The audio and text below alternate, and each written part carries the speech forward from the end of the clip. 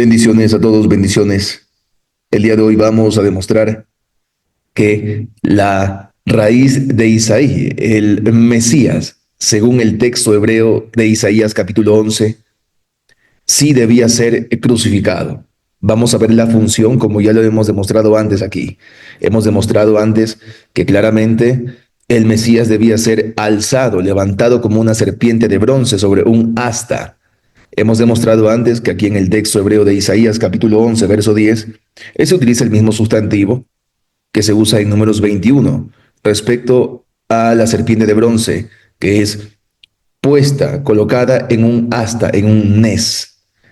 Eso lo hemos demostrado antes aquí. Vamos a ahondar un poquito más para que se pueda observar la función del Mesías cuando es levantado, cuando se pone de pie sobre un asta, y que eso lo hace por causa de algunos pueblos, no de todos los pueblos, sino de algunos pueblos, y que hacia él buscarían algunas naciones, no todas, porque el texto hebreo no está hablando de forma determinada.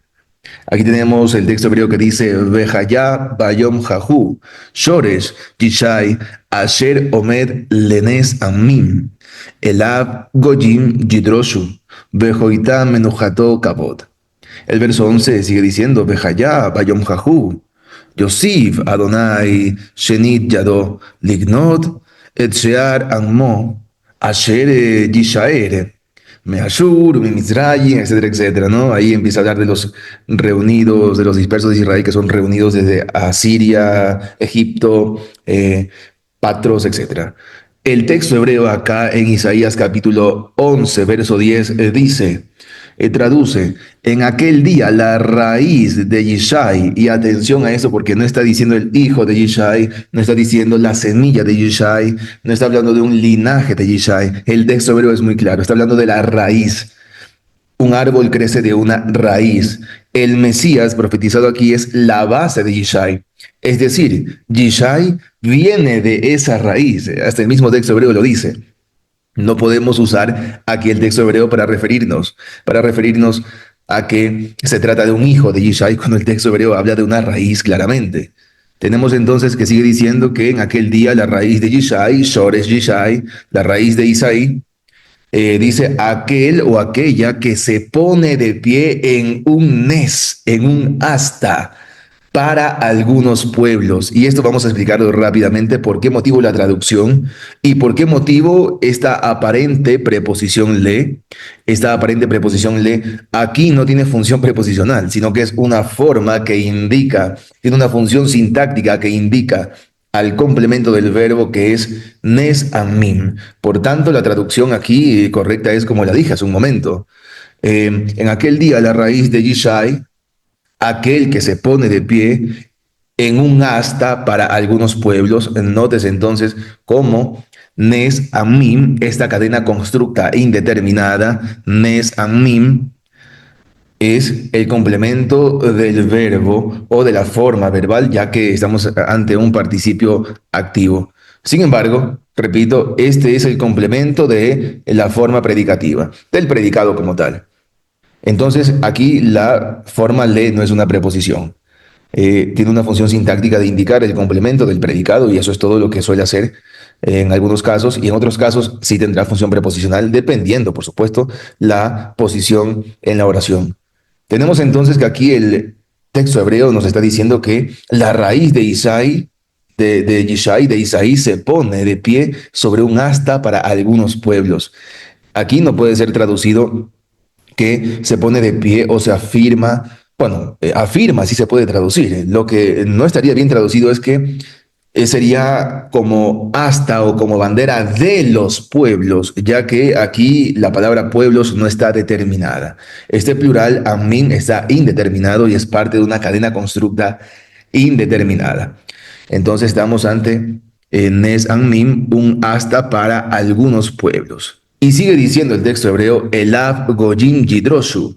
Hacia él algunas naciones buscarán. No está hablando que todas las naciones. Nótese que Goyim, primero que vemos la ventaja que tienen las naciones, los famosos Goyim, que solamente traducen naciones, Recordemos que al mismo patriarca Abraham se le dice que él sería Goy Gadol, o sea, Goy Gadol. Eso se le dice en el texto hebreo de Génesis a Abraham. Digo esto para que no se tenga por menos a la palabra Goyim o a la palabra singular Goy, debido a que en los judaísmos tardíos se tomó como una expresión un poco peyorativa hacia los gentiles, un poco mala la palabra para referirse hacia los gentiles. Pero en el texto hebreo de la Biblia y entre los antiguos semitas, Goyim solamente son las naciones que habitan en la tierra. Eso es todo.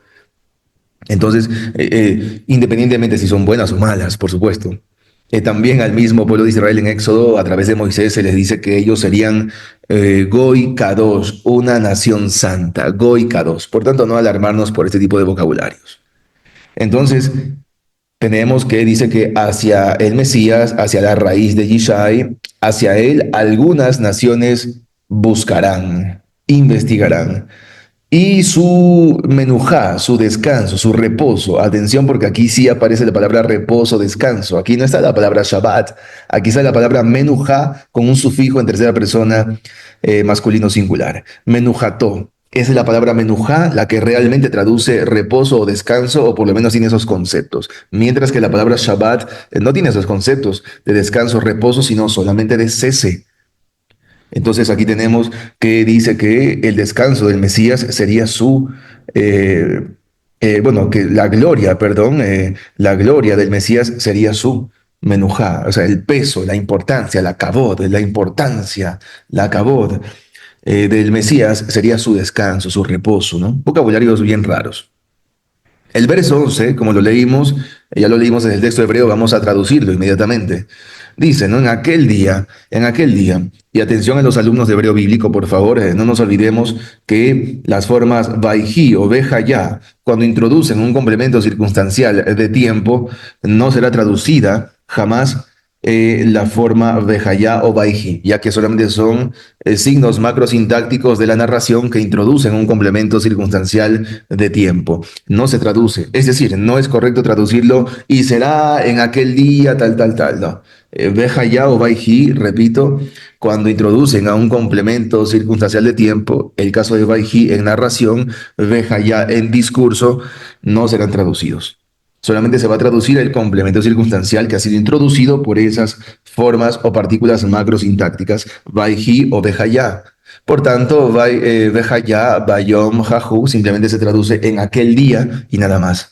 En aquel día, dice Yosif Adonai, en aquel día, Adonai otra vez, como que por segunda vez, su mano volverá a comprar. Aquí aparece Shenit Yado Lignot Et Shear Ammo, volverá a comprar, aunque les doy un dato muy importante, importantísimo, importantísimo, y es que aquí está el verbo caná. Este es el verbo caná, una kof, una nun y una g final. Claro, aquí está en una forma de infinitivo constructo precedido por una preposición, lo cual puede convertirlo en un gerundio en nuestro español o puede convertirlo en un complemento circunstancial de finalidad. Sin embargo, el verbo caná es tan importante porque en el mundo antiguo semita, entre los antiguos cananeos, en las tablillas ugaríticas, el verbo caná, era utilizado, era usado con el sentido de crear, de alguien que creaba. Y lo interesantísimo es que casualmente en Génesis, cuando se habla acerca de Melquisedec, y Melquisedec dice que él es el sacerdote, el cojén de el Yom, y dice creador del cielo y de la tierra, o de los cielos y de la tierra, ya que en el mundo antiguo había diversos cielos. Melquisedec dice tal cosa, y allí aparece la forma de participio activo del verbo caná, la misma palabra que ven aquí para crear. En Génesis y en el antiguo Canaán se utilizaba esta forma verbal y las formas derivadas de ese verbo con el concepto de crear, de alguien que creaba. Entonces es muy interesante porque podríamos pensar, especular según lo que el mismo texto hebreo dice y también lo que las antiguas tablillas semíticas mencionaban, es que aquí podríamos decir que Dios por segunda vez volverá su mano otra vez para crear, o sea, por segunda vez su mano la volverá otra vez, pero esta vez para crear al remanente, a la sobra de su pueblo, ya que Shear Anmo, en el caso de Shear, es lógicamente el sustantivo que traduce una sobra, un resto, derivado, por supuesto, del verbo sha'ar, que de hecho lo van a ver aquí a continuación, el verbo sha'ar. Y dice que para volver a crear por segunda vez su mano, para crear al remanente de su pueblo, que literalmente sería la sobra, el restante de su pueblo, lo que queda, lo poquito. Eso es otra muestra, otra prueba, para que se entienda que en las profecías del Antiguo Testamento no se está diciendo jamás que se va a arrepentir todo el pueblo de Israel, o que toditos iban a ser salvos, o que toditos se salvarían, o que toditos buscarían a la raíz de Yishai. Eso no dice, está hablando de un remanente, de unos poquitos, de la sobra, de lo que queda del pueblo de Israel. Y dice, para comprar o para crear al remanente de su pueblo, la sobra de su pueblo. Aquel remanente, aquel, dice aquí, Asher Yishaer, aquel que haya quedado, que haya sobrado, que haya quedado, Yishaer, de Ashur, de Asiria, de Egipto, de Patros, de Etiopía, Cus, de los elamitas, etcétera, ¿no? Entonces estamos viendo que la forma en que la raíz de Isaí puede hacer que los dispersos se reúnan es que él se ponga de pie, se afirme, se pare en un asta, en un tipo de bastón para una bandera, en un asta que se ha levantado. Esta palabra nes, lo hemos demostrado antes, es exactamente la misma palabra, el mismo sustantivo que aparece en Números capítulo 21, referente a la serpiente de bronce, la cual era colocada en un nes, en un nes. Aquí aparece, recuerden, a raíz de Yishai, dice que se pondría de pie, se pararía en un nes o sobre un nes para algunos pueblos. Nótese, y lo repito con insistencia, no está diciendo para toditos los pueblos, no dice que toditos los pueblos creerían, no dice que toditas las naciones lo buscarían, eso no dice el texto hebreo. Hay que quitarnos eso de la mente, hay que quitarnos de la mente porque incluso en la tradición judía, cuando se hablaba acerca del Mesías, habían quienes especulaban, como el caso de la Gemara con Rabbi Shmuel, hablando de parte de la Gemara, dice que no apoyaba aquel concepto que muchos opinaban de que supuestamente el Mesías gobernaría toda la tierra. Para algunos, como Shmuel, en la Gemara, en el Talmud, se menciona claramente que solamente iba a regir en Israel, según los conceptos de ellos. Ojo, no estamos diciendo que ellos tengan razón, no estamos diciendo que esta tradición judía tenga la verdad, pero repito, que incluso en los judaísmos tradicionales tardíos del primer siglo, que ya eran muy apartados a los conceptos de los antiguos semitas, hay una gran diferencia entre los conceptos de los antiguos semitas reflejados en la Biblia hebrea, muy diferentes a los conceptos tardíos de los judaísmos tardíos, lógicamente ya con una mezcla y mezcla de muchos conceptos, sobre todo con la llegada de los macedonios, la alteración de los calendarios y tantas cosas, ¿no?, que sucedían en aquellos días. Aquí no nos incomodamos ni nos interesa mucho el tema de los calendarios, nunca hablamos jamás de calendarios, pero bueno, son cosas que sucedieron en la historia tardía de los judaísmos tardíos, por supuesto. Entonces, no todos apoyaban la idea de que supuestamente el Mesías debía gobernar a todo el mundo, ¿no? Habían quienes no apoyaban esa idea. Y en el Nuevo Testamento vemos que básicamente ellos se ponen de parte de alguna de las ideas de algunos maestros judíos de la época que quizás opinaban algo parecido a los apóstoles. En fin, tenemos en el texto hebreo de Isaías capítulo 11, el verso 10 hasta el verso 12, porque vamos a ver el verso 12 a continuación. Vamos a ver y estamos ya viendo que él debía ponerse de pie sobre un asta, sobre un nes, misma palabra, mismo vocabulario que se usa en Números 21, y vamos a demostrarlo ahora mismo, muy rápido para que lo puedan observar. Quiero que ustedes le presten atención a lo que van a ver aquí a continuación. Un segundo y nos vamos acá. Perfecto. Vamos a hacerlo un poquito más amplio. Aquí tenemos una parte de lo que es en Números capítulo 21. Bueno, el verso 9. Vamos al verso 9 directamente. Ya hemos hablado antes y hemos demostrado también que el Creador le dice a Moisés que ponga sobre un asta, sobre un nes, un saraf. Ojo, un saraf. No le dice una serpiente de bronce. El contexto es muy claro y también por los conceptos de los antiguos semitas, obvio que Dios le estaba diciendo a Moisés que ponga un ser ardiente, lo que muchos conocen como un serafín. Ya hemos hablado varias veces de eso, hay un estudio acerca de eso y lo vamos a compartir aquí también en las pantallas finales para que lo puedan ver al final también. Y bueno, es básicamente un saraf, lo que muchos llaman serafín. Eso fue lo que Dios le ordenó colocar sobre un asta a Moisés.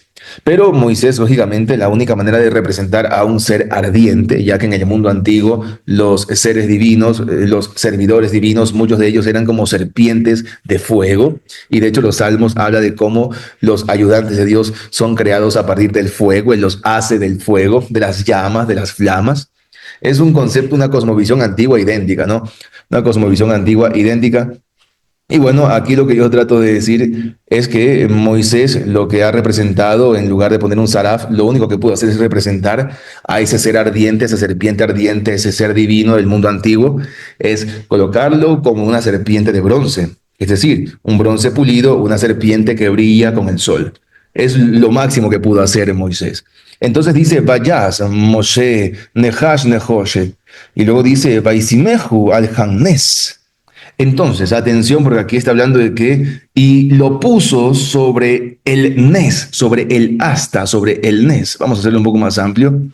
Entonces, aquí tienen nes, aquí aparece la palabra nes, al nes, y bueno, eso es de tenerlo presente, ¿sí? Cómo es que, pues, se utiliza el mismo vocabulario, la palabra nes, hasta, en Números, capítulo 21, verso 9. Vemos que Moisés colocó a la serpiente de bronce en un asta, en un nes. Vamos a ver un segundito, creo que me equivoqué acá. Un segundo, ahora sí. Muy bien. Vamos otra vez a Isaías, Isaías capítulo 11. Y atención entonces, repito, la única forma en que las naciones acudirían, buscarían a la raíz de Yishai, la única forma en que los pueblos podían reunirse, según lo que vemos en el texto hebreo, es que la raíz de Yishai se ponga de pie sobre un asta, sobre un nes. Es la única forma, ¿no? Y vamos a ver acá otra de las funciones, otra vez lo repite. Miren lo que vamos a ver a continuación acá, un segundito. Miren aquí, en el verso 12, estamos igual en Isaías capítulo 11, verso 12, y quiero que le presten atención a esto. Porque el verso 12 dice, Venasá nes lagoyim, y esto es importantísimo, es muy importante, porque está diciendo, y alzará o cargará un asta para las naciones, o por causa de las naciones. Ojo, allí está hablando ya de las naciones mencionadas antes, de algunas de esas naciones. Pero dice que cargará un asta, un nes, un palo de bandera, ¿verdad? Un asta, un estandarte por causa de las naciones. Y así podrá reunir, dice Beasaf, Nidje Israel, y así podrá reunir a los empujados, a los esparcidos, a los que han sido empujados, dispersados de Israel, de Israel.